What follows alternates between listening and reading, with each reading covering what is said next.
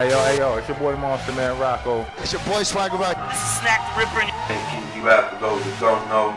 Master Ace. You are now rocking with the best. Breaking Records Radio. Breaking Records, man. Breaking Records Radio. Breaking Records Radio. Breaking Records. Breaking Records. Breaking Records Radio. Let's go. Breaking Records Radio. Press 5 now, how you check Breaking Records Radio. Breaking Records, man. Radio is like the place to be. I don't know. Fuck strange music, man. Breaking Records Radio. Please let me introduce the one and only Eric B. Eric Broadbent, aka so many other names. Queeno. Yeah, Laser Wolf. Laser Wolf. Sweet Zombie Jesus. Yeah, there's a lot. Yeah. Hell yeah. That's what I love about PEI artists. They have many names. Yeah, I like my own name, but yeah, there's lots and they're fun. Hell yeah. It's an evolution when you start, man. You want to have an outrageous name and shit. And then, like, when you grow older, you're just like, man, my name's cool. Like, you know, like, my real name's fine. I don't think I've ever seen you not at a show, man. I think this is the first non-show meeting I've ever, at time I've even, like, I guess I've seen you at, like, Mark's house and stuff, but... I know, and it sucks because, like, it's always so loud in the club, you can only get 2 words off, and then, like, it's whatever. And, like, I'm super antisocial with that shit, especially in, like, dark rooms where I can barely see shit, you know what I'm saying? Yeah. So this is really a treat for me, man. Fuck yeah. Let me get straight to it, because this could be a lengthy interview with your extensive history in the game. Let's get right to it. I feel like things start with your dad. Can we start with that? For sure, man. So when I was younger, I was more of like an artist, right? Like up till I was about 13, and then I got into I got into like Onyx and Snoop Dogg and stuff, but also got into like Nirvana, Pearl Jam, like think 1993. And, you know, after that, punk music, NoFX, Misfits, all that stuff. But anyway, as an accomplished singer-songwriter, I was like, Dad, you got to teach me how to play guitar. You know, I just switched from being like a guy who was totally a pen and a pad guy to you know, I picked up guitar, and then I wanted to make demos and stuff, and I picked up drum machines, and the hip-hop stuff kind of started there. I was like, oh, wow, man, this is how, like, Run DMC and shit. You know, I mean, that's just kind of how I got into making, not that I make beats on most of the stuff I do. It's funner to, you know, have other people involved. And so I'm usually emceeing on it. But for me, yeah, that's where it started. Be Dad teaching me guitar and then showing me how to use a drum machine. And learning how to use that drum machine, you know, you learn how to use other gear. You get over the years like samplers and other drum machines. And then eventually, I mean, like everyone's got computers. You got the records hooked up and you're sampling. And hell yeah, man. Yeah. Not that I'm. But your dad was like a super accomplished songwriter, correct? Yeah, like when I was 9 years old, I remember being in like the booth down at the old Sound Venture Records, like when he was recording his first album, which I actually just remastered and put out on CD for the first time. But I remember being like nine years old and sitting in there in like a real studio with like, you know, you're in the booth and he was like, he was just doing overdubs or something, like very minimal in the booth. It was mostly in the console, like mixing something, like just overdubs. And you know, I remember that from way back, like that's like 1989. I hate to say it, it's a long time ago. But yeah, no, I definitely gotta say it all started with my old man. He's always had thousands of records around the house, so I mean, it was always something I had massive access to. Yeah, man. You were talking about your musical influences, a lot of punk. How did hip hop make it to PEI for you guys? For me, one of my best friends and a collaborator, John Michael Kelly, he's definitely turned me on to so much music over the last, like, it's weird to be like, 25, 30 years, but it is. It is. Yeah, we're going back to like thinking like when Tribe was still putting out albums, or like I remember getting that stuff, and of course all the stuff everyone listened to, like Dr. Dre and Ice Cube and everything. There wasn't as much back then. Like, there wasn't as much underground hip-hop 25, 30 years ago. There was. I'm not saying there wasn't. But I think the record, he went over to Halifax for something, and he came back with a copy of Trailer Park Hip Hop by Hip Club Groove. And I remember being like, oh, nice. Yeah, there's people here doing it. So, like, you know, and then I had drum machines at the time. We were in bands, and then we were like, I think we had like one song where John was actually playing drums and raps. This was before I was even rapping. I was just singing in the band. And we just started adding that into what we were doing. We were just a garage party band. We weren't like we didn't really start playing shows or making like beats with samples and stuff till we met Tech Ty in high school. But I mean that would be how we transitioned from it. We were kind of like almost like a band that was playing hip hop music. A lot of people like you see like the Beastie Boys, because the Beastie Boys stories out, and they're saying like, oh, we ironically did it at first, but we were genuinely fans of it, and we didn't have like a niche at the time. Like, we just barely knew how to play power chords and stuff. So we were like, basically we were just like, oh wow, hip hop. It was just stuff we loved, so we were doing it, man. There's no other way to describe it. It's definitely not that complicated, but yeah. And then your band, was that Dead Airwaves? No, this is way before then. This is like a high school, like junior high school band. Okay. We were called the Rich and Famous, but John played drums. And he rapped a few songs while he was playing drums at the time. And I was like... Yeah, he's super talented. Yeah. And I was just a vocalist. I wasn't even playing... I've played guitar live, but I've never actually been, like, the guitar player in a band. Even though I've, like, recorded guitar tracks on stuff and mostly bass tracks, to be honest. I'm probably more of a bass player, but mostly vocals. Heck yeah. You said Ty was a big influence back then. Talk about meeting him and what that did. So, to put the Hip Club Groove thing, like to segue into that. So they played a show, and we didn't know Ty at the time. They played a show at the basement of the Basilica Rec Center, which is called the Murphy Center now. I wasn't even in, but Ty's band called Basement, they were like a hip-hop band, right? Like they were like a three-piece, three guys rapping. They were at it before us, and they were playing punk shows basically, which is how all of it in the 90s, everyone, like, if you played any hip hop music here anyway, you were playing at hip hop shows. And anyway, I guess Ty freestyled against I think it was Mackenzie or something in Hip Club Groove. There's a lot of debate about this. I wasn't there, so I'm not going to say, but that's the first I heard of those guys. So then they all moved to Charlottetown a few years after, when we're like in high school. They're all a bit older than us. And so anyway, we're at a party, and we're like, I think we were up on, like, everyone was freestyling, ended up just me and Ty at the end of the night. And then we just started hanging out, and, you know, we were buying like shitty Radio Shack samplers and stuff. And by the end of high school, we were like playing, my crew, John Michael and stuff, met up with them, and we started playing. There was a bar called the Diamond Nine. And Yep. I was going to ask you about that as well. So, like, we basically, me and John Michael got these waivers signed because we were like 17 that let us play there. Because we basically had a tape we handed out. I have it on CD now. I think it's on the internet somewhere, called Dice Mob, Drink the Bar Dry at the Diamond Nine. And anyway, that's basically like the greatest hits of all the music we played then. I mean, we did a ton of covers. It was a different time, right? Like, you had 12-inch singles, and you were like, if you had the instrumental, that was a score in 1998, right? Like, you were like, oh, wow. I remember Intergalactic was like a huge go-to. We had Ty probably had the 12-inch single of that, and we'd do like a half cover, half freestyle of it. So, I mean, no, those things aren't on the demos, but like, that was definitely like a go-to. That was a hot jam at the time, you know? Hell yeah, dude.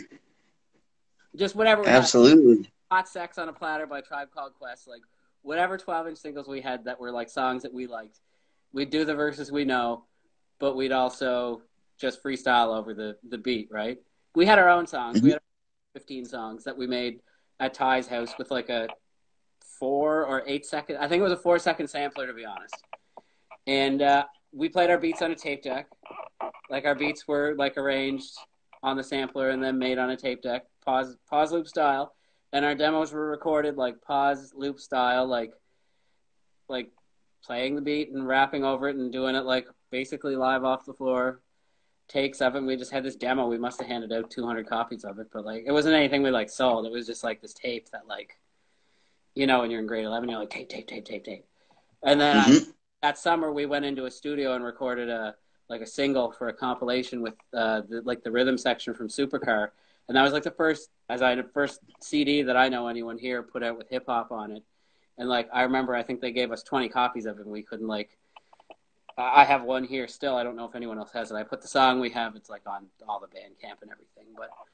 But so that's like the early like recordings. And I know Ty and like Basement, who are around way before, they're older than us, but they are us. I mean, they're us. I'm not saying us anyway. I'm including people who are us. But yeah, they definitely had a bunch of demos that if anybody has them, we're always asking about them, right? Because some of those songs we did actually re-record later. It's like stuff that like I tagged on a verse at the end when we were doing it live later, but I know they had demos out that they handed out and they played like big parties and punk shows in Summerside and everything. So, I mean, that's basically how what we evolved from was those kind of two groups, Basement and Dice Mob, we were called at the time. And Ty said something about Be Okay as well. So that's like, I think, don't quote me, I'd need other people here, but like Larry Gatza and Derek, big shout out to Derek Lewis. I still see him around sometimes. He bought we actually just put it a 45 like 2 years ago, and Derek was one of the first people who was like, I have to have this. Those guys were definitely, I'm not positive of the frame of time. I know they were down like when we were skateboarding in the 90s. They were down like styling and rapping over beats and stuff. So they were also definitely, it's hard to keep track of. I'm glad it's not a complete music punk scene at the time kind of questions. But yeah, those guys were definitely also at it before me, but probably the same time as Ty and all those guys mid early 90s. You know, yeah, doing wherever. From what I hear, Basement was the first. Like, I would agree with that. I would say they were like in the early 90s they would have been, because I know most of them, like Ray and Tommy, Ty and Clayton at least. I think there's a B-boy, other guys. All those guys. It's hard to remember because I haven't seen a lot of them in 20 years. But, yeah, those guys were definitely playing shows, like, at the Arts Guild. Like, I remember seeing them, I'm going to say, like, 1994, like, playing their own songs and covering, like, Cypress Hill and you know, what was good at the time. But with a live band, not like we were doing a few years later with, like, getting the 12-inch singles. But they were definitely, like, a hip-hop band, right? So they were definitely at it way before me. I was probably like 11 years old when those guys were playing like their high school parties and everything. That's insane, man. Ty told me to ask about the bowling alley battle. That's what I was talking about with Mackenzie. Okay, so S Club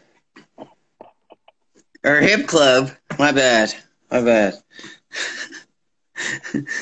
Hip Club Groove battled Ty? Mackenzie from Hip Club Groove battled Ty. And rumor has it, because I've heard the story a few times again, I wasn't there. I was actually outside of there. It was like a Friday or something. I was in junior high. And apparently Mackenzie had like a shirt on under like a flannel shirt that had like New Kids on the Block, and he said something to the extent of like something that rhymes with New Kids on the Block. I don't know. And he ripped the shirt open and had a New Kids on the Block t-shirt on. And people, it was like I'm not saying it was the first like battle moment ever. It's like, oh, but apparently that was like that's all I remember from the description of it. I definitely remember conflicting accounts of the story. But me and my buddy Buell and Dave Morley were sitting outside and we were like, oh, we should have been in there. And then 25 years later, it's a pretty important moment for people being like, oh, people here rap, and could like, whether he won or not, he held his own, you know. They got to the end of freestyling against each other, and they put on a show. People remember it a quarter century later. So, hell yeah, man! Yeah, history. Yeah, big time. It's a big moment, and if we're for what we're talking about, it's definitely like a catalyst moment.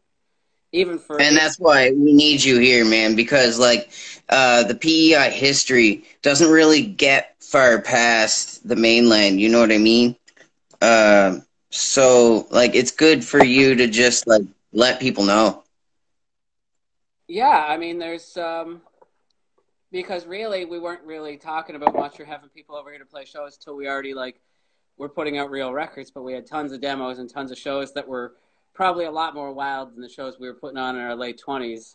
All that we were really like a bunch of punks rapping in our early 20s, right? Like there's people who came and went, but it was definitely like, you know, there was 3 or 4 of us who made beats, and there was 2 or 3 of us who DJ'd, and we had okay equipment to record on. I've kept pretty much everything I possibly could. I mean, a lot of it's easier to explain just what it is than be like, oh, I can play you all this, this, and this, because there's, you know, when you're 21 and you have all the time in the world and, you know, you're throwing down demos every other weekend. Yeah, there's probably a ton of them. It's hard, but yeah, that was basically what was going on up till the point where we sort of started spreading out to the mainland and getting featured on stuff and yeah. How did you learn how to use all the gear that you got? Like, what was your musical education process? So, like, Ty is probably on board with me with this, and we're both read the manual type guys. So, like, as far as the first drum machine I used was a Roland 707 that my dad had. I read the book. The second machine I had was a Boss, and it was like had all the 808 and everything. It had like 200 kits in it. Read the book, learned how to arrange it. You know what I mean? Make the changes and everything. And then I got a Yamaha sampler. Read the book. So I'm going to be honest. I read the book, and I mean I already had like a mixer and a turntable. So you're just hooking it up to a mixer and a turntable, and you're arranging the samples. Ty was very much the same. He's a read the book type guy. He took it way beyond me though. He's a read the book, then read the specs, then take the gear apart and figure out what makes it tick from the inside, and now he built his own gear. So I mean he's called Tech Ty, man. He builds samplers. He doesn't buy like he just played a beat for me today out of a bunch of stuff that like is pre-existing equipment that he modified to, you know, he just posted a video today. That beat is it's all him, man. He takes old keyboards and he makes them amazing. I have made albums with gear that he modified because it makes so many sounds, right? Like you get a keyboard, just it's crazy, you know. He takes it to another level. As far as how most of us make beats now, like I know how to use samplers and stuff, and we definitely learned around the same time, like 20 years ago, sampling into the computer and chopping up samples more visually than by sound and everything. He definitely showed me that was all Ty. That would have been all him showing me how to do that. Once you had like, I mean, at the time it was Wave. We weren't. I think everyone uses MP3s.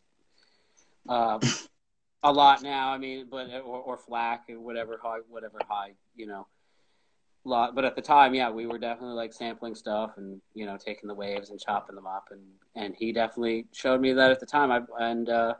You know, combining that with drum machines is awesome, and it can and basically that's still how if I make beats, I mostly make them that way, and I add live instruments over it. Like I always love to play bass on stuff and everything. Heck yeah, man. Tell me about Dead Airwaves. So at the time, I was looking kind of for a new project. Me and Ty were in the trip, and he had moved to Brunswick at the time. We'd just finished like the bigger album, the one like really big like 16-song album we did that we spent a while on. We played a bunch of hip hop shows, and I was actually more planning to start like it was meant to be a bit funkier, jazzier and stuff, and it ended up being a little more grunge-y, punky than it was. And the Nirvana influence. Yeah, it turned out to be more like rapping over that type of music. So I was working with DJ Ghost, and then we put a band together kind of on the side. So we had like the 2 records we made that were hip-hop records, but we also were like, I had a bunch of songs. Like I've always made rock demos. I don't want to call them rock demos. They're punk demos. I'm not I can't call myself like it's just like riffs I wrote that I made songs over. They're mostly pretty punk. and we just basically made full songs out of a lot of that stuff. And we wrote a few songs together. We probably made like an EP and an album, and it was like I went from being young in high school and being in my early 20s to like opening for bands, being a hip hop act opening for bands, then to playing all hip hop shows for 4 or 5 years, then going back to playing with bands again, but I was more in a band and I was like kind of singing some songs, but I'm not like someone who's got like the voice of an angel or anything. I'm not gonna like it was definitely like hip hop, punk, grungy sounding music. It was just melodic, heavy music, I guess, basically what we were doing.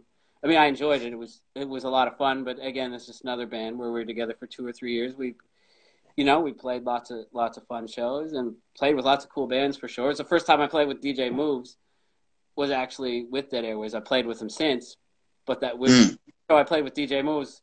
They were the hip hop band at it. We opened for them. We had them there and we opened for them. So it was kind of funny that whatever you want to call us, like a grungy band, open for Drunken Arseholes. But yeah, that's crazy. Yeah, that would be a wild show. It wasn't like one person showed up, and then really? Nobody showed up. Everybody left, and then like 30 people showed up at the door. So it was just those things. Yeah. It was an all ages show. It was like the first all ages show I played in like a long time, and it was just I just did a poor job of putting it together. But that's why I don't really put on shows anymore. I like playing shows, but there's people who do it better. Well, like that's an untalked about side of like being a rapper. You kind of have to throw some shows and organize them yourself.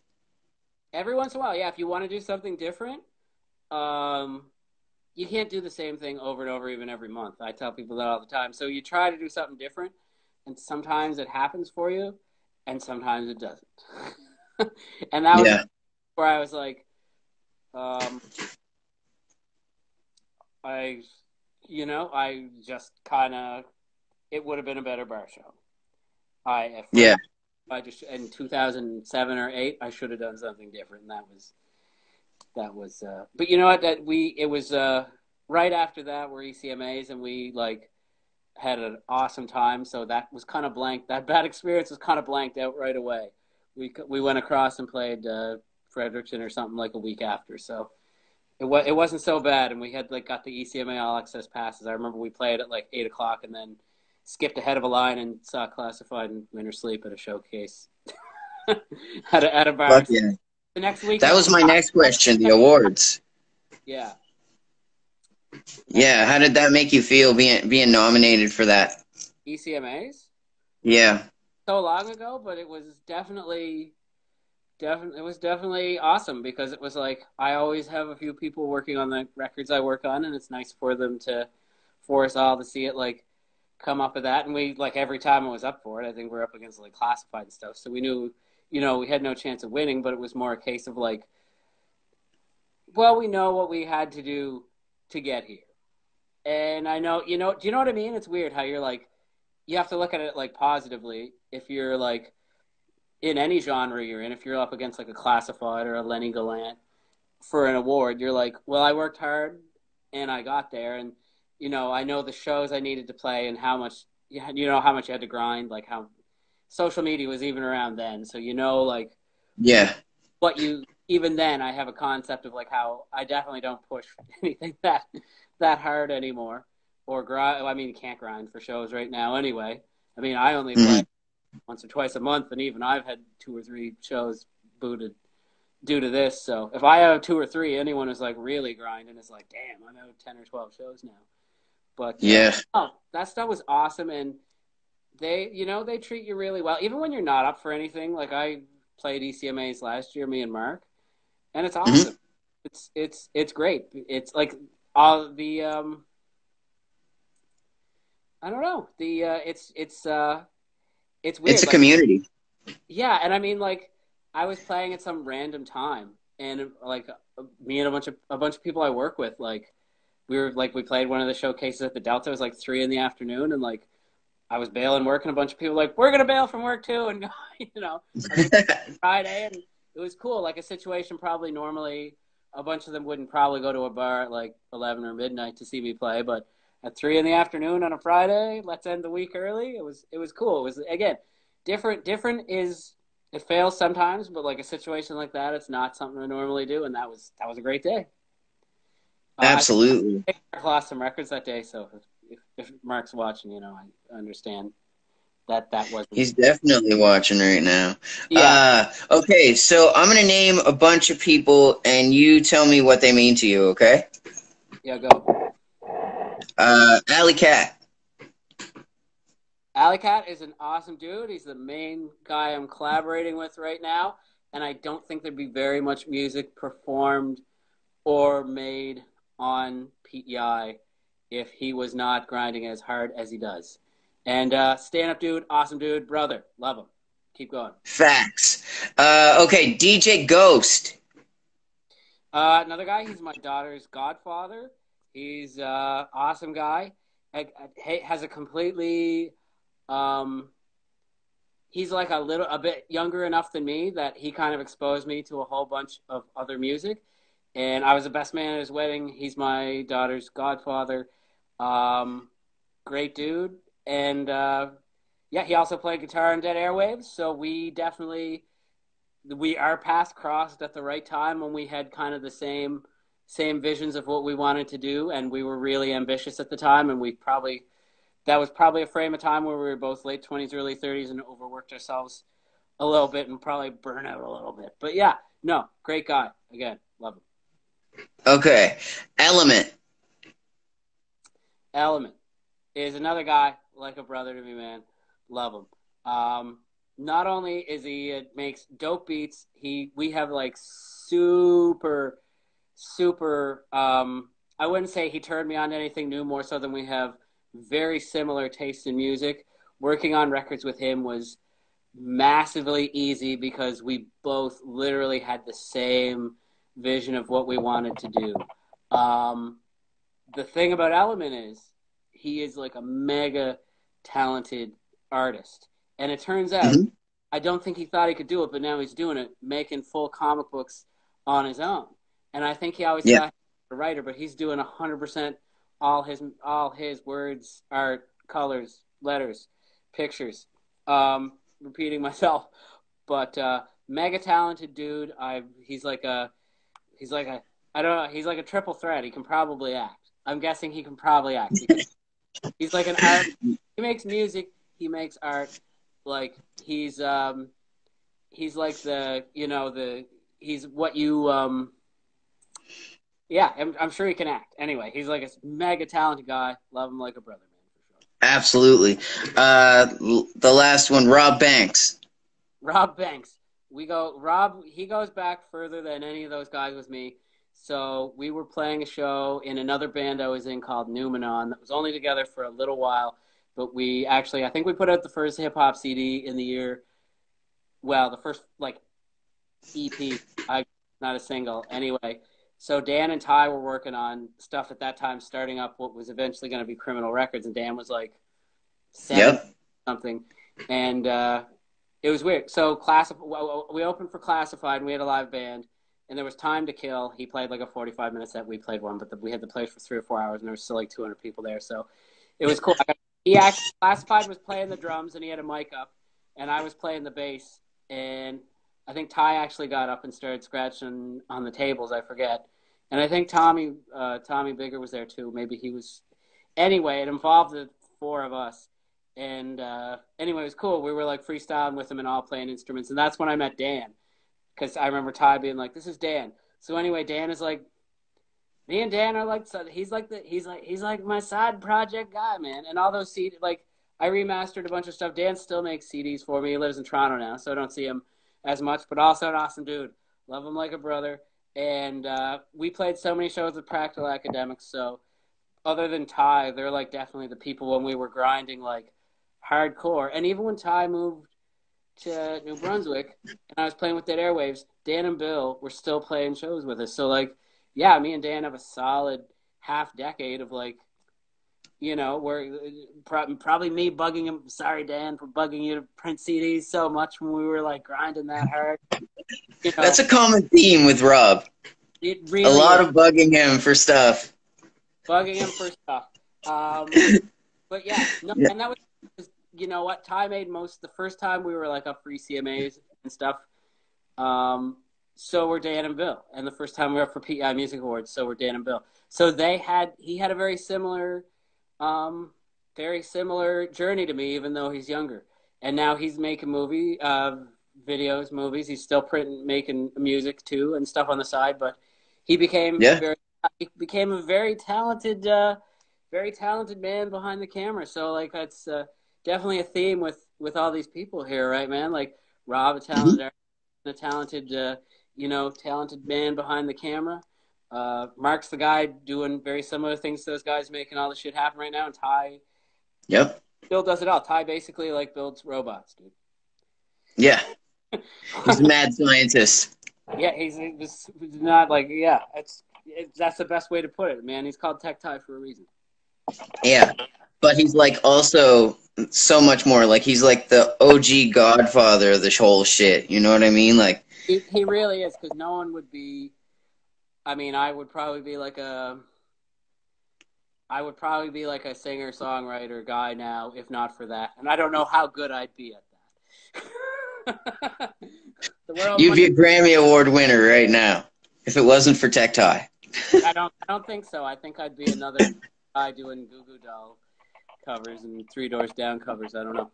Anyway. No, man, but the hip hop culture needed you guys. Talk about what the hip hop culture means to you. For me, hip hop is kind of like it's something you live. It's not like, I don't want to describe it argumentatively, but it's like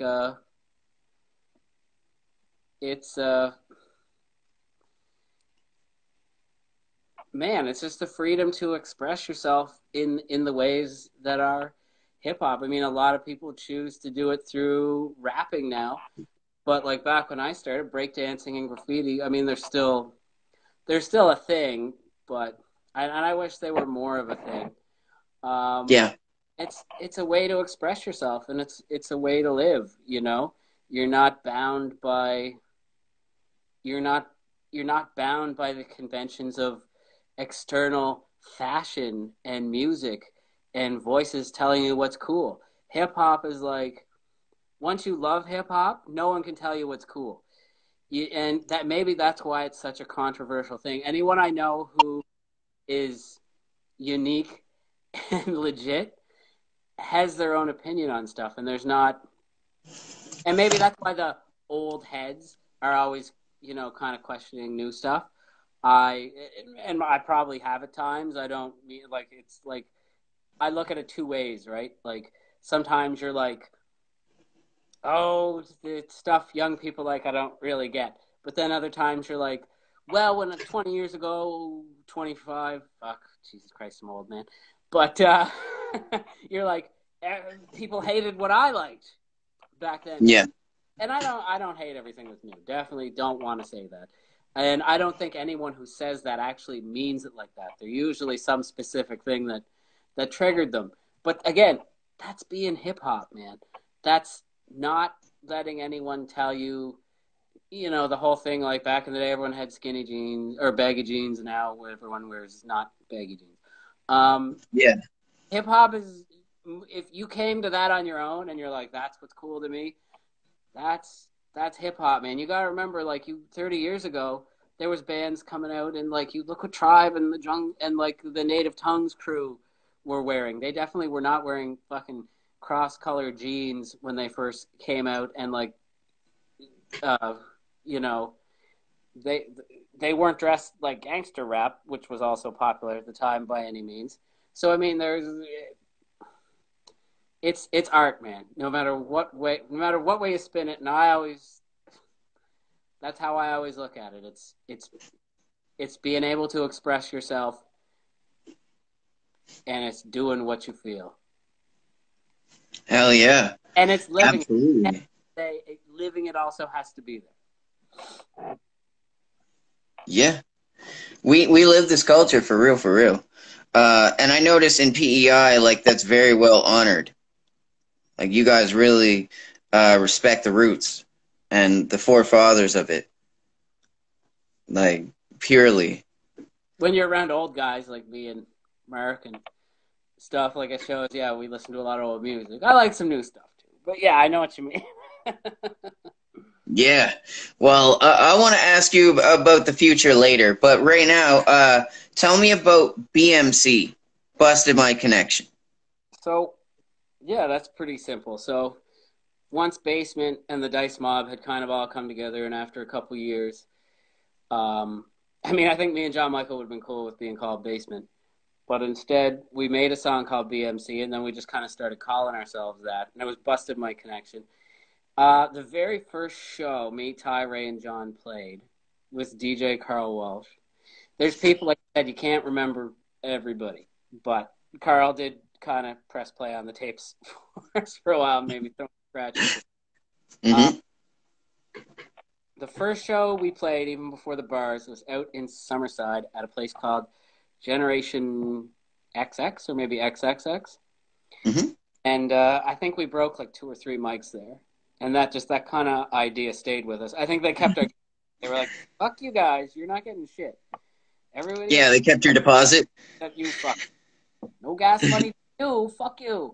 And so anyway, that stuck with us. And I guess we kind of made a song about it.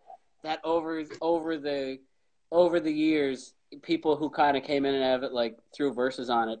I don't know if the recorded version I would have of it would have everyone who's done a verse on that song's verse on it. I'm pretty sure Squeege and Kyle both at one point or another had verses on it, and even like maybe Tommy and another guy, Tyson LeClaire, may have even had verses on that song at one point or another. That's like the version I have just has me, Ty, and John on it. But I have tape somewhere. Even like my dad finds tapes. Sometimes he's like, here's a demo of fucking Numenon from like 2001. So shit just pops up, man. Look at tapes anymore. So sometimes when you're like cleaning out the old drawers, you're fucking like, I found a tape and I put it in the old 4-track player and it's fucking some song or a different version of a song. And sometimes you get them to the computer and convert them to MP3s, and sometimes they're still on the waiting list. Yeah. Hell yeah. BMC was like, we never really made like a album or anything because the tape we had was like Dice Mob, and Ray wasn't really on the tape, but Ray played like all the first shows with us, so it's not cut and dry for sure. For sure. I said it was basically all the people grinding at the time. Yes, that's kind of what I'm trying. That's what I'm like long-windedly segueing to is like. No, that's perfect. Yeah, like Kyle was like 15 at the time, man. So he kind of showed up on and off. And this is even pre like Tommy Bigger was around a bit, and he was in and out of it. And Ray was kind of was to his first or second year university, and then he was moving to Alberta, so he was there in and out of it. I mean, me and Ty and John were pretty much the constants of it, like from like 97 to 2000. Yeah. Can I ask you about DJ QT and the things that surrounded him and that whole situation? Yeah, sure. I mean, I'm not going to say any, yeah, go ahead. So like, I hear when I talk to my OGs, I hear about DJ QT, but like the things I hear, like it's usually like some wild stories. So like I wonder if you could spread some or shed some light on some of the reason for the rift between PEI hip hop groups and things like that at the time. I think it was just they just had different views of what they wanted to do. I was definitely got along with everyone, so I guess I'm the like safest person to ask that question. Yeah. No, people just had different. For me, I moved to Alberta for a year when most of that was going on. So I'm just gonna say like I'm not. This is like the Hip Club Groove show. I'm not firsthand information. Yeah, I mean. QT, Tom, I don't think he goes by QT anymore. I think it's Bigger Beats.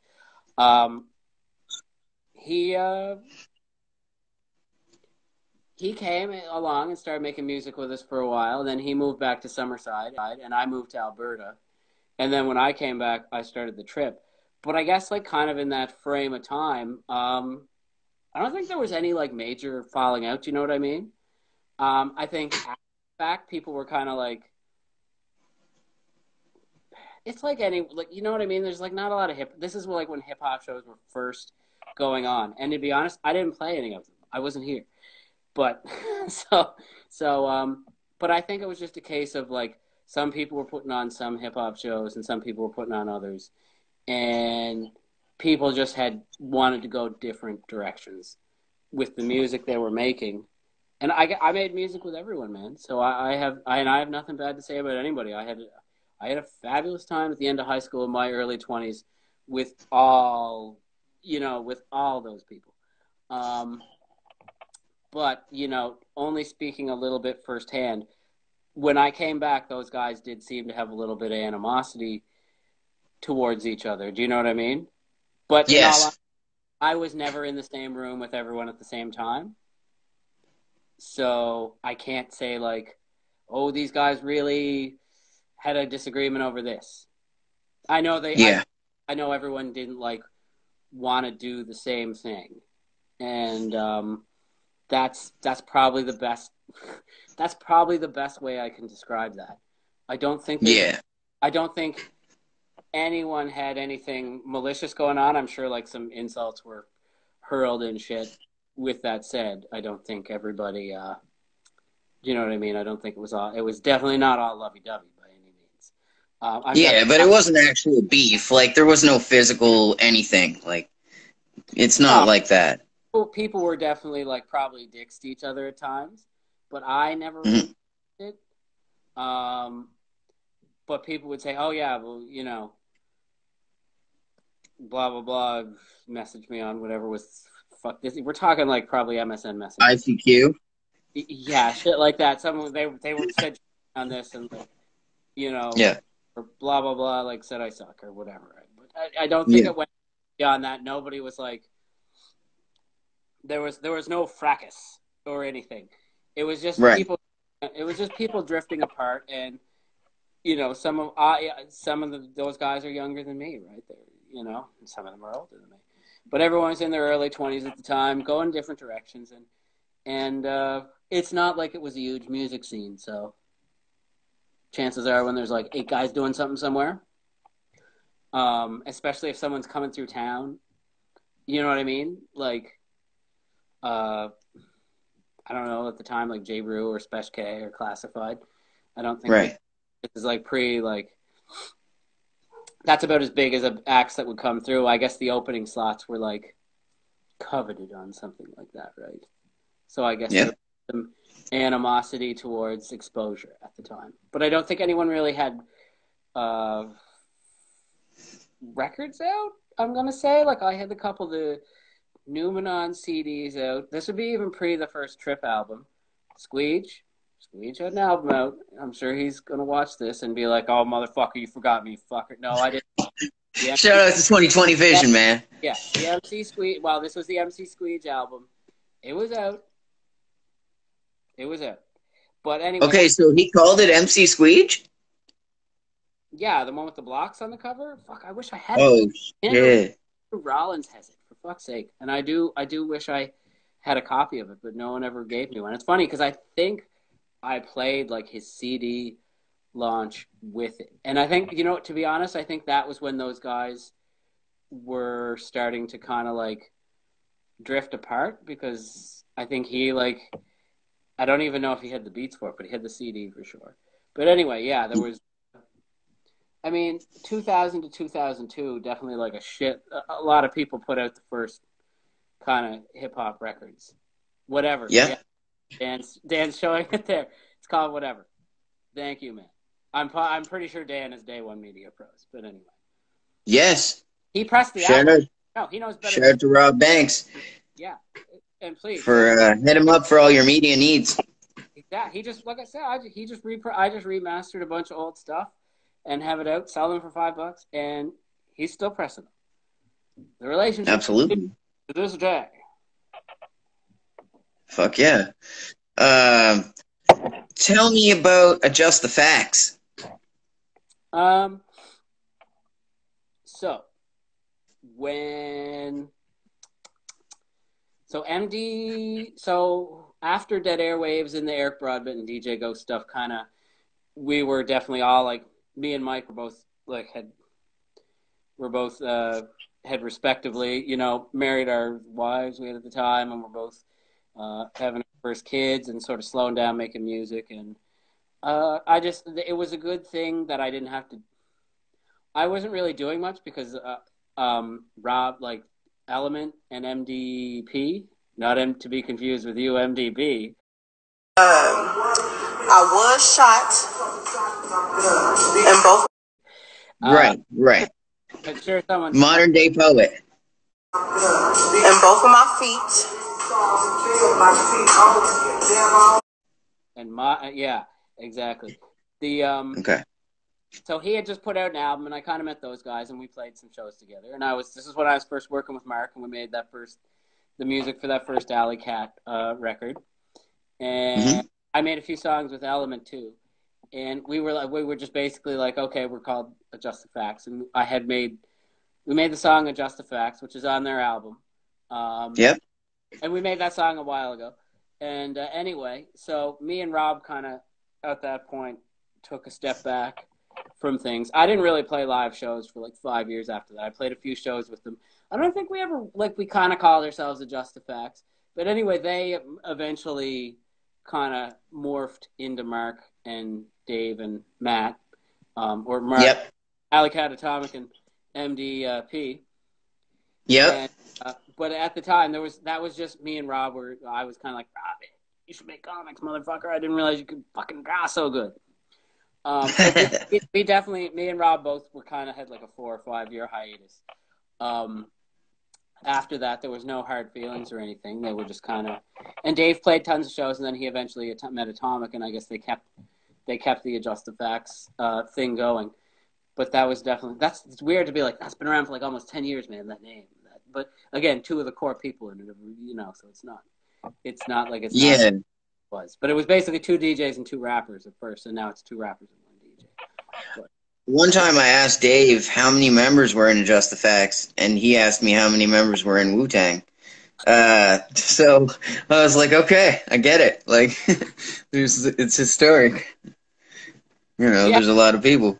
I guess you could say I can think of at least 5. I mean, you could probably count like other people as part of it too, though. I know what he's saying, because there was like the Allie, and yeah. Anyway, not Alley Cat, this girl Allie. I remember. Everyone probably forgot. Yeah. She's like, it's like but anyway, yeah. There's probably other people you could add to that crew. Well, you've been in a lot of groups, but none more historic than The Trip. Talk about that.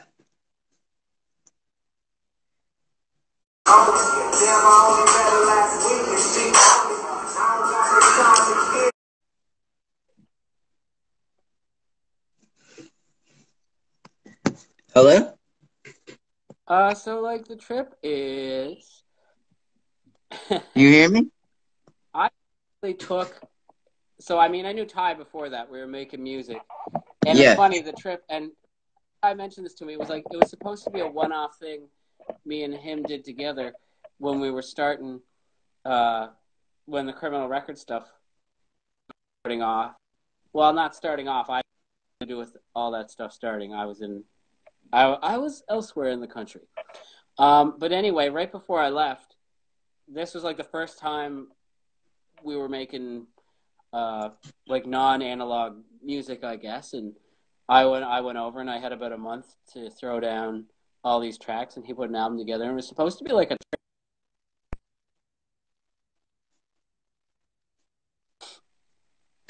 and then we just started playing shows, and that was simple.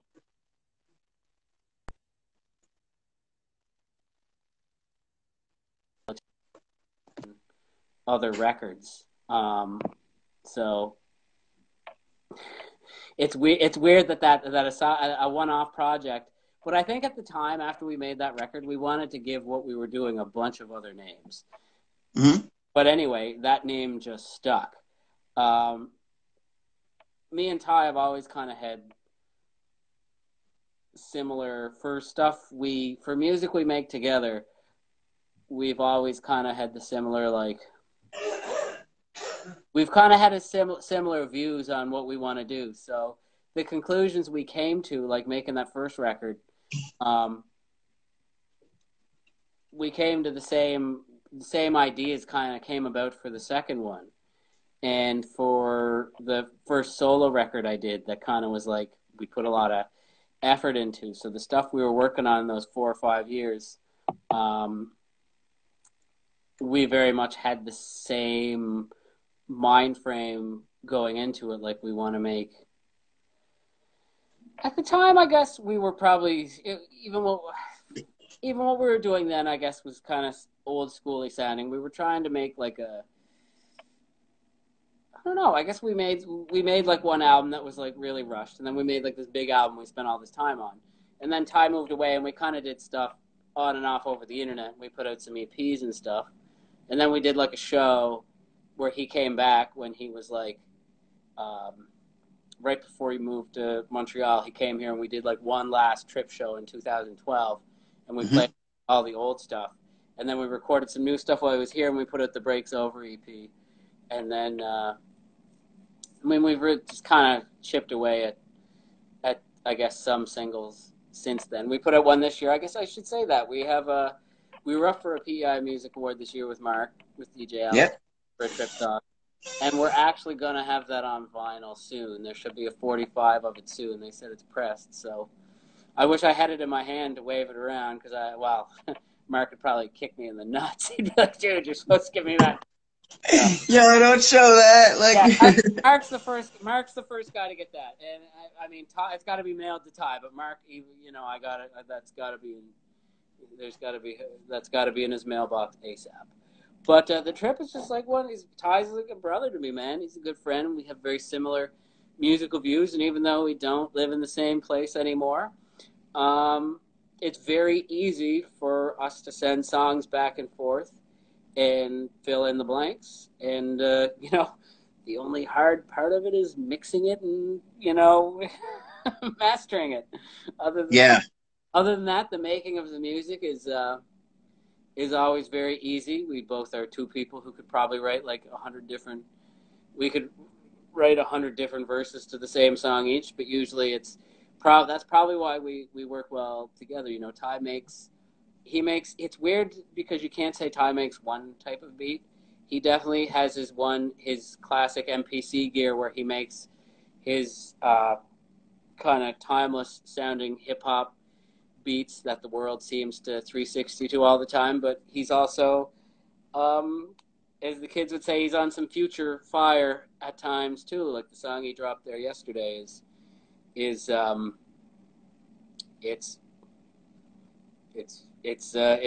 fresh. It's made all on crazy like geary build, and it's cool sounds. I mean, it's drums and stuff, but it's also all just other fucking crazy sounds he programmed, man. And that's what I love about making music. He could come out with something that sounds so soulful or jazzy 1 minute, and then he could fucking send me something that sounds like it's beamed down from the Starship Enterprise's fucking Spotify playlist. So it's fucking cool. Yeah. Absolutely, dude. He's a beast with it. I think like his experimentation with like hardware and stuff makes him just unique in that way.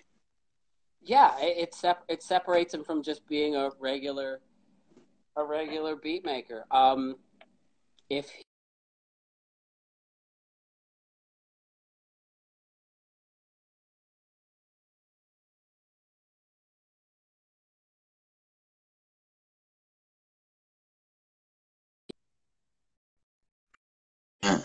I've had some Tech-Tie custom modded keyboards too. They take a lot of work though. I mean, and other things that he's custom modified or virtually, he virtually builds this shit from scratch. So it's He'd describe it so much better than me, but he takes parts of some things, and he takes parts that he makes on his own, and he takes just it just from everywhere. And it's like he says, he takes pieces of the universe and he makes sounds out of them. I think that's how he describes it himself. I take pieces of the universe and I make sounds with it. That's fire. Okay, tell me about the song Pogie Summer. That was the summer I was on Pogie. It was an absolutely amazing. It was a great summer, man. It was a great summer, and me and Element were working on an album. And I said, Element made this was the only kind of beat. I told you, we right back to it. Okay, so we were talking about Pogie Summer, and that was off the collaborative album with you and Element, right? Yeah. No, so yeah, we were both. Well, no, actually, I shouldn't. I guess I just wanted to do something. I'd never really I wanted to do something very maritime-y, and I hadn't really ever done a very maritime-y song with lots of maritime-y words. And I'm a guy who's from the Maritimes, so that first of all was the goal, and that was the only beat that I kind of demanded of Rob. Like, dude, make this sound like it's from the '80s, right? Like I was like, it's not going to sound right if it's like all future fire, you know? Yeah.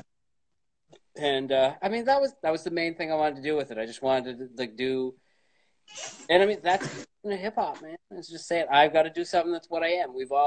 Most of us, some of us have been on Pogie. Maybe I was that summer. Yes, I was. Yeah. But yeah, it was. It was just something that, and I'd actually written the lyrics a long time ago, and I realized this is only going to go over something that's has kind of an old school sound to it. And yeah, it's kind of just the song I close most sets with now, because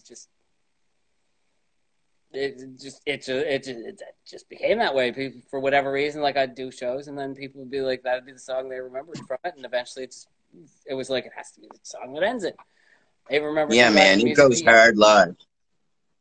Yeah, I remember I remember one of the younger fellows from Music P. I was like, oh man, he put it up on his Instagram, and he was like, man, you should definitely end your sets with that. So after it was out for a little while, and it was kind of annoying, because at the time when we put that album out, we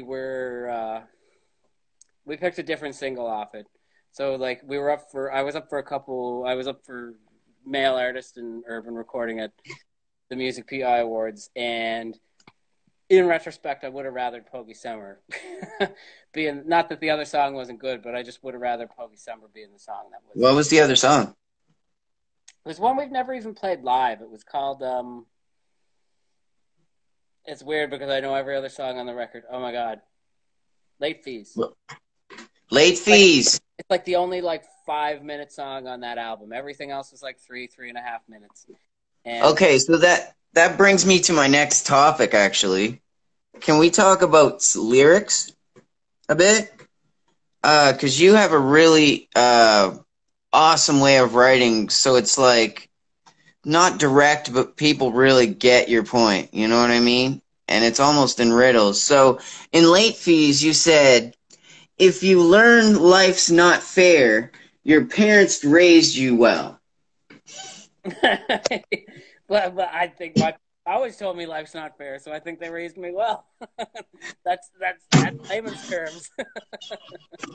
No, but that's some real deep shit when you think about it. It's direct, but it's also really deeper than that. That's you're trying for surface stuff, but you're so deep, it's insane. It's wild. Of being my father being a songwriter who was wrote very much maritime based topics, and always very much wanted to be the voice for someone when he was writing songs.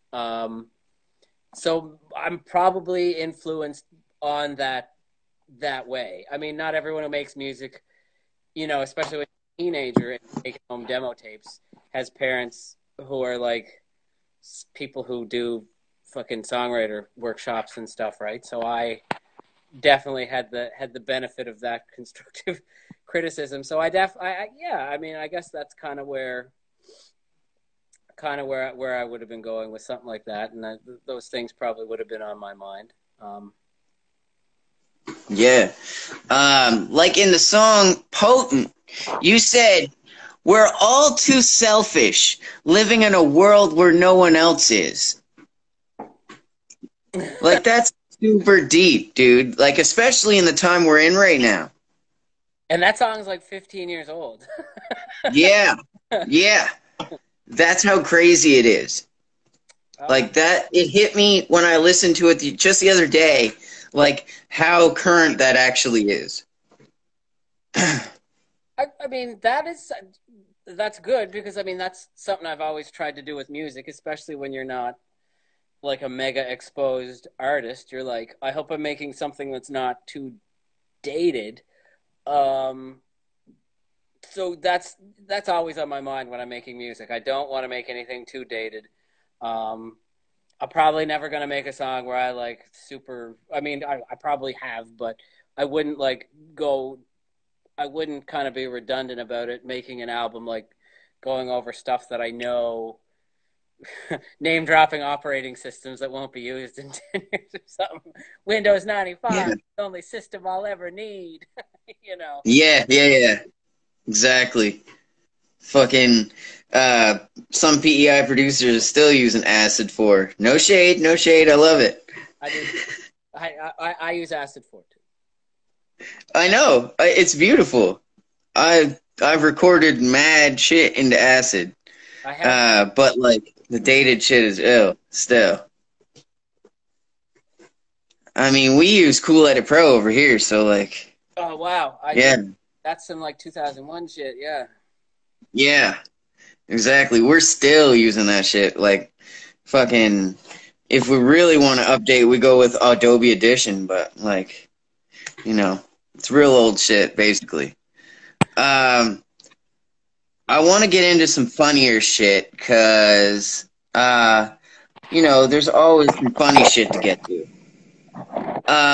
Always. On the album, National Pornographic, on the inside cover, tell me what statement you were trying to make with that inside cover. Tell the people what it was first.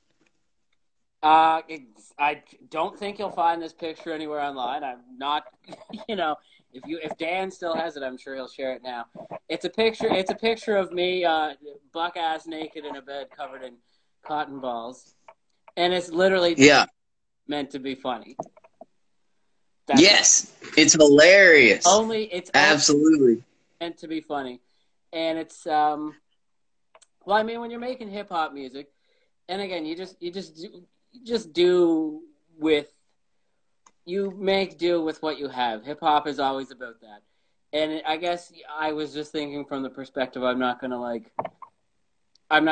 be like me in a hot tub with champagne, so it's almost. It's almost like a play on that, I guess. That's the easiest way to describe that. That's my hot tub in a bikini with some great champagne, and it's absolutely. Yeah, it's not meant to be sexy as much as maybe some people want. It's just meant to be fun. Yeah. All right. Lastly, tell me about the man, the myth, the beast, Laser Wolf. That was like, so I said earlier I took 5 years off making music. I did, playing live. So, again, hip-hop is something you live. I love rapping. I love making music. That was never going to stop. There's actually a compilation of all the stuff I made then called, all the stuff I did as myself, then called Can I Borrow a Feeling? and Yep. and older stuff on it. I just compiled most of the music I made during that time together. It's more of like a mixtape. It's got the MC stuff. A lot of people on it. Tech Ty's on it. John Michael Kelly's on it. DJ Ghost is on it. Squeegee, 2020 Visions on it. Flow. A-Flow's on it. Like a whole bunch of people who I just, had time to collab with are on it. Ty made most of the beats on it too, so it's pretty fresh. But yeah, Laser Wolf is another thing that Ty had a certain style of beats he was making that were like the future fire style beats, right? And Well, it's very West Coast, like in the style. Yeah, exactly. And it was like it was kind of like a what if. That's a good way to describe it. And it was just like, what's like a crazy name? Everyone 5-7 years ago was like crazy fucking names. So Laser Wolf just came to my head. There was a Subway commercial a few years later where they were like Laser Wolf lettuce, and a lot of people got there. But I did. It was just Ty was going to call himself. Oh my God, what was it? Cannon Shark or Shark, Sharkgeddon or something, or Battle Shark or something. Anyway, but instead we're just like Tech Ty made the beats, and Eric Broadbent produced it, and Laser Wolf's the rapper. So we just rigged the vocals, and just for fun, I finally finished the album and put it in for a PEI Music Award, and it got nominated. Absolutely, dude. Yo, there's some fire on there. Yeah, it got nominated for Urban Recording and Pop Recording of the Year. Dude, there is some fire on there. Serious fire. When I came in to drop off the CDs, they were like, we kind of thought you might be Laser Wolf doing something to your voice, but we weren't 100% sure. Mm-hmm. So anyway, it was something we worked on for a while, and the longest part was finding an effect to put on the vocals, because there was actually a couple I liked better, but Ty was like, it sounds like something somebody already knows. You've got to get something that's like our own thing. So anyway, I did a few features as Laser Wolf too after that. But damn, I want a feature with Laser Wolf.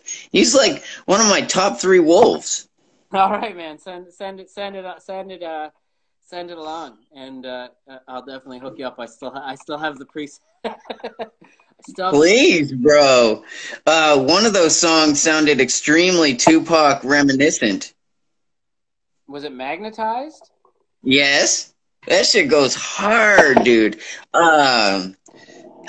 It sounded like a Dr. Dre beat, and just like so West Coast. Yeah, that beat was I believe that. See that sometimes when it's not me, it's easy to pick the single. I remember that being played when it was up. Yeah, that's picking a single, right? And when you don't really you've got to think, what's the song I want to be played? Win or lose, it's going to get played, right? So you're like, what's the song I want to be played? What's my moment? And even if you're up for 2 or 3 awards, they still play the same audio clip every time. Yeah. What do I want to hear play when everyone's like, hey, that's you? That was an easy choice. And it's funny you say that one, because I thought, yeah, that's definitely the best track on that. I just remastered that one too. I keep meaning to drop that on Bandcamp. Do it, dude. That shit was hard. And it's just a little. The levels are just a little better. And those beats, The Boy Who Cried Laser Wolf was super dope. Like, I love that song. That's the one where you sounded like Pac hard. I don't even know if there's any song that doesn't have Laser Wolf in the name. I had a whole second album ready of it with other Laser Wolf in sheep's clothing and nice. I think I forget now. There's I definitely wrote it all down somewhere. I'm sure sometime I'll get bored and be like, I should make another Laser Wolf album. You definitely should, man. I'd be up for it, for real. Okay. Lastly, can you talk about how you feel the future of PEI hip hop is shaping up. Like, tell me, is there anyone in the scene right now that you're really into? I think there's a lot of people with a lot of potential in different ways.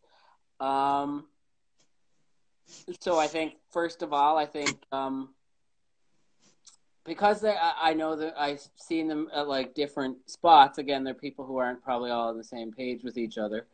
So you've got like Cavi, who is grinding really hard, and he's got that one style. I think he's like in his mid-20s, so it's like you can tell what everyone's influenced by, right? But like they're Right. So I'm not. I don't know what anyone's like. I can't tell you what anyone's gonna do because like I've seen lots of people come and go. But as far as the people, Yeah. like I guess I've seen him around for enough years now that I know that you'll probably see him put out more full-length albums and stuff. I could. Yep. Who's gonna like blow up though? I have no idea, not a clue. And then there's like Vince the Messenger, who he's really just got the one record out, but right now he sounds really current to what I hear in popular music, so I'm not surprised that he's like getting exposure. Yep. Then there's like Liz Leo and his like whole crew of guys. And Yeah, he's had a whole crew. yeah, and they're kind of like coming into their own. The last show before we weren't allowed to play shows anymore was my first like opportunity to meet those guys, and I'm like my oldest kid's like almost as old as you. But it was but it was honestly they were like very genuine. They were very genuine people. Yes. I don't think they've made their signature music yet. Maybe Cavi No. and Vince the Messenger have like they're at the point where maybe they haven't made their best music, but they've definitely like made singles. Cavi has definitely made a signature sound in my eyes. Vince has he's starting to right now. I think he's going to do things. And I think he sounds very current right now. And I think I think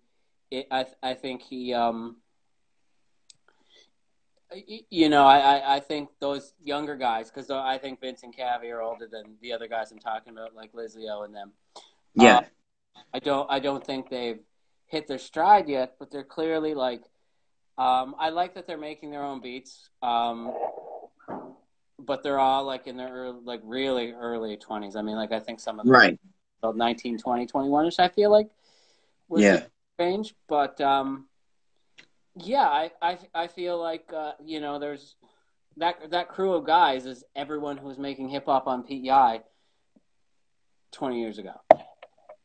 And now there's tons of hip hop here. Like there was no, there was for us what PEI is now is what the Maritimes were 20 years ago, right? So it's just there's a lot more people doing it. It's a legit form of music, and not that it wasn't before. It's just something. There's just more avenues. Like it was a lot harder to get a show then. We jumped in on punk shows back then, and now there's legit pop shows. Like we all open for Snack the Ripper. Absolutely. Shout out to Ariel. Yes, big time shout out to Ariel McMonahan-McDonald and the PI Hip Hop Association and her whole family. She does great things. We need more people who, Ty has said this before, there need to be more people who do other things besides rap. Absolutely. Not that I'm saying that directly at all to anyone who raps, right?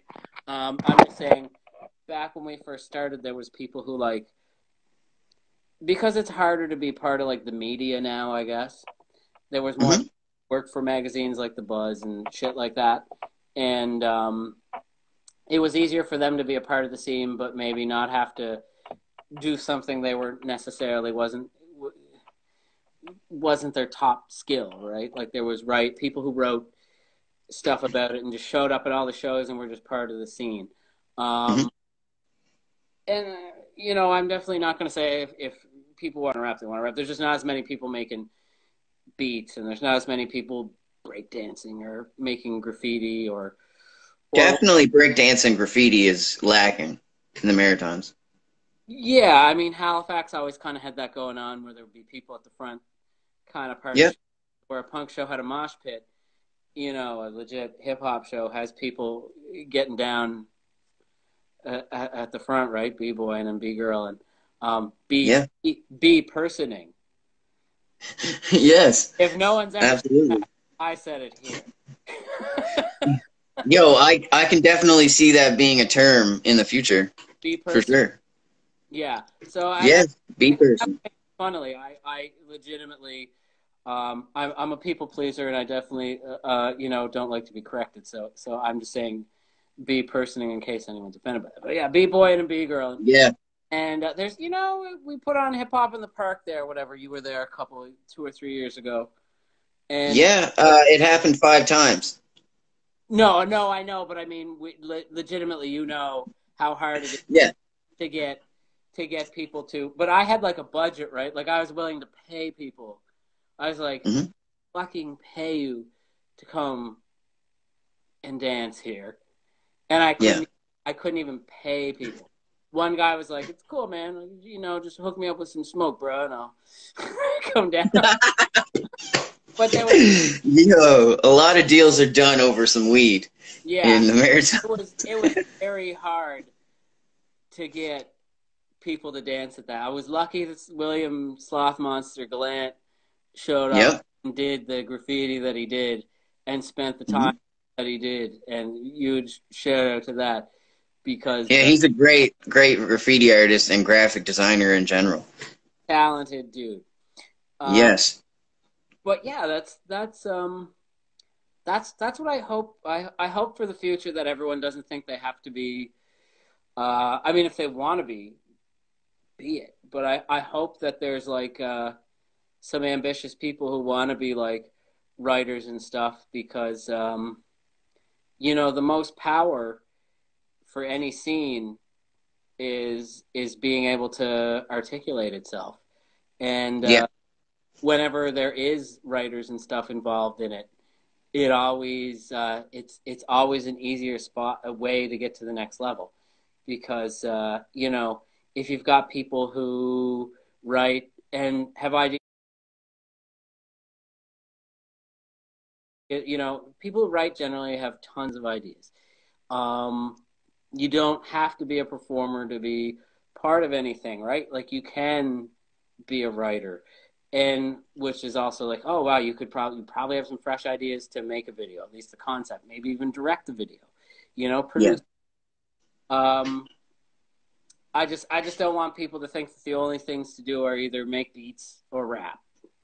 And when you kind of like, because the theme of this interview is hip hop, I just want to say there's so much more to hip hop than just rapping and making beats. And I wouldn't be living hip hop if I didn't kind of put those things to the forefront because I see them kind of, do you know what I mean? I see those things falling back a little bit. And big time. Yeah. I try. It's not glamorous to be backstage at the show as a manager or just a behind the scenes person. They don't get the shine like a rapper would or DJ would. No. So. But like we have to tell people this. Like we need people that want to write about the history. Like it's not even the history, right? It's the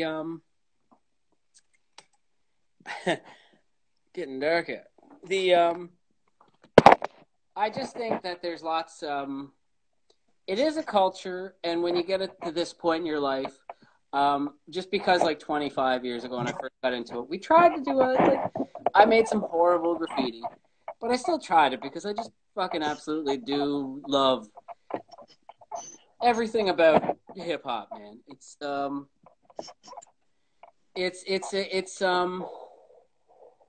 just been part of my life for such a long time, and I had such a great time, I guess, then at that age. And I still do love it now. Holy fuck, man. Would I have any friends if it weren't for like fucking hip hop shows and talking about fucking music with people, especially right now, talking about music with people on fucking, texting and messaging people about music and shit, right? Like, Absolutely. fuck. I'm still trying to buy all the old music I had or the stuff that I didn't have that I wanted to get back then online. My fucking quest right now. I have little lists of things, and I'm like, oh, I got all the Outcast. Now I want to get all the APMD. Now I want to get all the Gangstar. Now I want to get all the Redman. Just stupid things like that. Just because that music was a soundtrack to fabulous, fucking great times. And, You're right. And just to add to that, because everyone can't rap and everyone can't make beats, but to include everyone, someone can either rap, someone can make a beat, someone can dance, someone can make art. And all the people I talked about kind of do all that stuff. Maybe not so much the dancing. I mean, we're all getting long in the tooth here. So, I mean, the dancing skills are, fucking Elvis has left the building to some extent. Yeah, my body can't handle it. No, me at all. either. I truly wish I could. But I think I'd love to see, like, that full-fledged, because I have seen it in action. That's the part of being old, is you have seen all the elements in action live. You're a part of it. It's a fucking beautiful whirlwind of things going on at once. And I think it includes everybody, because maybe you can't sing, so maybe you can't rap. Maybe you have no fucking rhythm. But fuck, maybe you just made all the fucking posters, and especially when you're younger and you're playing like shit that's like maybe in like a warehouse or like a boys and girls club, or like we used to play in a skate park where you could actually draw the shit in there. That's something that includes someone. Maybe you just don't like the sound of your voice, but maybe you've got all the fucking rhythm in the world. Maybe you fucking dance up a fucking storm. Not like the feeling of the floor on my head, but some people do. And if you do, fuck, I think breakdancing is for you. I wish I was better at it. I do. I don't move those ways anymore. And when I, play sports now, I still function, but I mean, as a middle-aged man, you hurt after, and you rely on your muscle memory and skill for stuff. Diminished functions. Yeah, exactly. But no, man, just to circle back the full weight. I love hip hop. I love living it, and it's for the small scene we've had here over the last 25, 30 years, it's a brotherhood for sure. Nobody forgets it. Nobody forgets where they came from. People have fucking had their differences for sure. But I can't not say I didn't have a fabulous fucking amazing time. And I hope everyone had as good a time as I did over the years, man. That's fuck yeah, and we're not stopping. No, we're still going. I hope so. No, yes, bro. Stop it. I'm just saying. I hope when things open back up in the future. I was thinking that at the snack show because there was so much space in the Mac there.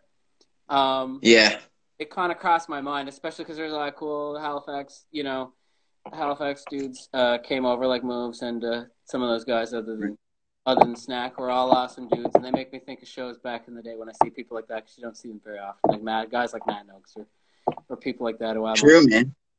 Well, you talk to everyone online, but I was like, fuck, I wish, there's definitely been some fucking sick shows I've been at over in Halifax, just local shows where, like, some motherfucker in a tracksuit just fucking snapped shit off, man. Popped and blocked their ass off. And, I hope everyone doesn't think they've got to be a cool fucking hands in their pocket, head bobbing dude. Some people are. Don't be what you are.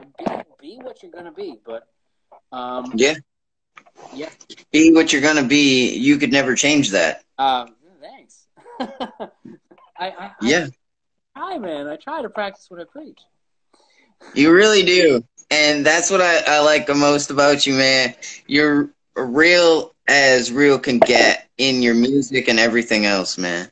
Tell me what's in the future for you. So because we're not playing shows, I thought I was going to finish a record this summer, but I'm basically, I'll have to get you on it. I mean, we're way ahead of schedule and everything. Me and Alley Cat are making a record. So I'll have to talk to you. I have one song I got to send to Ty, and we're thinking about getting Bill down on one. But I've already got Noakes. Like, it's done. I got Noakes on one. Speaking of the young guys, I got Liz Leo on one. Sweet. I got a topic on one. So these are all just sitting in the chamber, man. They're locked away. We'll have to talk outside of here about that, man. Mark wanted to get everyone on it, and I said, man, I'll do my best to write songs. Yeah. We're using that, I think, go, subject wise and sound wise with the people we're featuring on them. So I'm just on one now with Ty. I thought we were gonna do like 5 or 6 songs. I always do like 6-song albums. It's like I'm like fucking Morris Day in the Time. All Morris Day in the Time's old albums are fucking 6 songs. I don't know why. And I think I've made like up till this year, I think I made like 4 or 5 6-song albums in a row. How many albums do you have? I'm gonna say like 32 or 34. Yeah. But I'm going to say that as well, because like when I tried to look up your discography, it was wild. There's a lot of I get a lot of help though, man. Like some of those are like a lot of EPs, a lot of stuff that I like sessions that were like 6 months of recording that came out with 36 songs that ended up being like turned into 3 or 4 albums, right? I just had stashed away, and I released them as time went by. So different. Like in the early days, you just recorded when you could, but once you started having like your own stuff around, I feel like somebody asked me that recently. I feel like it's like at about, I'm gonna say 34 releases, not albums. 34 releases. Yeah. EPs, a lot of those are singles. But still, that's a lot. Over like 22 years, so yeah. So and like I said, 3 or 4 of those are Trip albums, a couple of those are Communicazi albums with Jay Khan and like a whole fucking slew of other people. Yes, Communicazi. Mark told me to ask you about that because I really never ever heard of that, but like he said it was very early. Not super early. It was just like when the first Trip album came out, between the first and second Trip, a buddy of my roommate, Jay Khan, he moved away too. Like, people leave PEI, man. It just happens. Yeah. And he did all our shows with us, right? Like, we do a Communicazi set, a Trip set, a solo set. I wish I still had I wish I still had the juice to get through that much, play for 2 or 3 hours of a 4-hour set. But, like, yeah. It was a practical academics. I think Mark was kind of starting to be around then. That's when, like, when Mark says, like, oh, I was carrying the stuff into the shows. That's that era, like 2004 or 5. Shit, man. Fucking, you guys had a storied history, and, like, I'm so fucking honored to be able to tell part of it. And, you're part of it. Like, I knew I wanted to talk to you, like, right away, because you were there for most of it. So, like, this is so ill to get it from your perspective, Yeah, I mean, like, the different people would have a different view of it. I try to be neutral, and I try to not say anything negative because it's fucking absolutely pointless to be negative, right? Right. That's about it. I don't have anything bad to say about anyone. I absolutely enjoy making music, and I mean, I guess I could be like, I don't give a fuck if anyone likes it. I mean, yeah, you try to make stuff that when you have a big crew of people, you're definitely trying to appeal to that gang of people. So yeah. And anyone I know who I know through just playing shows and stuff, it's the same with their kind of tight knit circle of people. You guys all came up listening to the same music, and you have the same influences, and you're probably going to think what's good is very similar to what people who are close to your age and who have been working on music with you for years think is good. So, Yeah, you it's know, fact. Your method of promoting your stuff is really organic and like kind of chill in comparison to a lot of rappers that are thirsty for the attention and stuff. You wrote a song called "Help a Fella Out," and it basically talked about that whole thing. Tell me your perspective about that. You know, Ty made a super catchy beat, and I wanted to make a super catchy song. And I was definitely, I think my kind of, and I meant to play that song at Hip Hop in the Park in like about 2014. I showed up and everyone was already like, it was just too late. But I don't know if you remember, yeah. But or was it? Maybe it was even later than that. But yeah, no, that song was just it was just a really fresh beat that I was really feeling. I was kind of it was like a what would Ty do situation. Mm-hmm. It was kind of like just like a trip song. It basically is a trip song, just Ty didn't do vocals on it. Yeah. And just try and take like a sentence and go, go full send with that one, sentence and turn it into a whole song. And it had this kind of rapid fire, it just kind of had that rapid fire feel of a beat that you could do something to. So I just wanted to do a catchy little jiggy, boy. Yeah, absolutely, man. You've had a lot of catchy jigs. And you're an essential East Coast rapper, and I would say a PEI legend. And no one can really disagree with it. For real. Tell the people where they can find your music.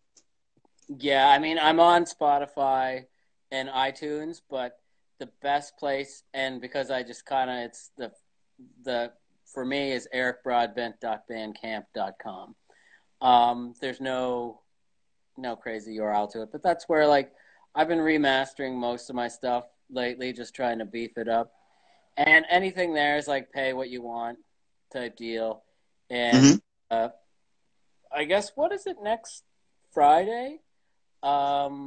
Was it June 19th? I guess they're giving all the proceeds from everything to the NCAACP Black Lives Matter Legal Defense Fund. So if you have a day to go there, go that day, because whatever, I don't if you want to throw Run it up. If you want to throw $5 at me, I'll let it roll. I'll send it along with I guess that's the best day to do it. I think that's absolutely probably the coolest day to do it. But yeah, I mean, I'm on all the I've been on everything for a while. All right. Go check out my man Eric Broadbent, a.k.a. Eric B., a.k.a. Sweet Zombie Jesus, a.k.a. Laser Wolf, a.k.a. a bunch of other stuff. Yeah. Thank you so much for this time. I really appreciate it, and I hope everyone enjoyed the whole time. And peace and respect, Eric. Thanks, man. We'll talk off the record about a feature soon, and thanks for having me, Mike, man. All the best, buddy. Much love and respect, sir. Peace. Someday we'll be able to play shows again, buddy. We'll talk to you soon. Let's go. All right, peace.